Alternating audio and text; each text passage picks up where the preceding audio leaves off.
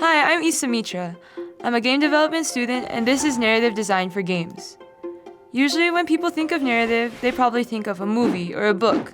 But video games are one of, if not the most powerful medium of narrative, because they allow you, the player, to take the story into your own hands and take control of how the narrative will go. While there are games that don't require narrative, like Candy Crush for example, the most engaging and meaningful games are often the ones with a powerful story. So in this class, there are 3 main assignments to help us practice all the ins and outs of narrative design for games. It all starts with an idea, and from there we create pitches to communicate it to the class.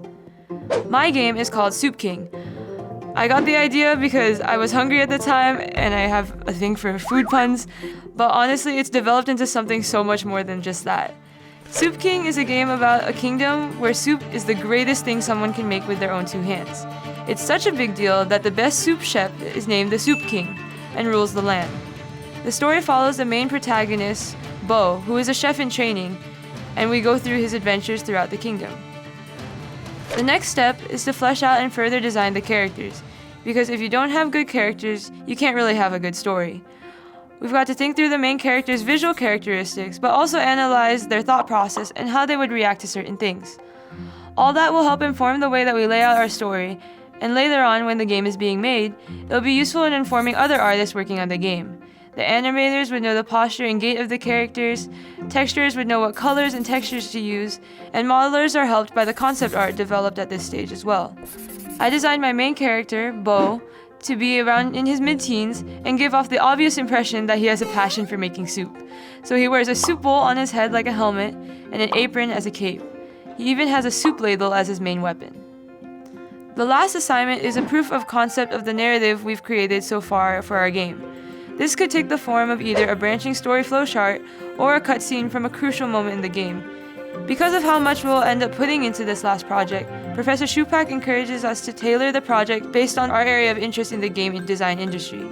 For example, I'm more on the artistic side of games, so storyboards of a cutscene would be really helpful for me to add to my portfolio later on. Each week, as we work through these assignments and develop our games, we're also listening to lectures and having discussions in the classroom to help our understanding of the structures of different video games and how we can apply narrative to games.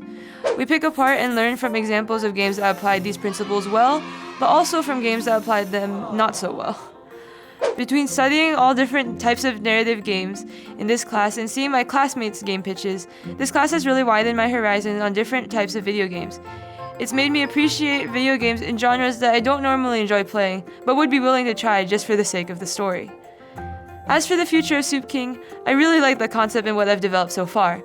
My classmates and I have been giving each other really good feedback on our games, and we're really confident in each other's ideas that they could make great game projects. So maybe in the future, Soup King could be our senior game development project. We'll just have to see.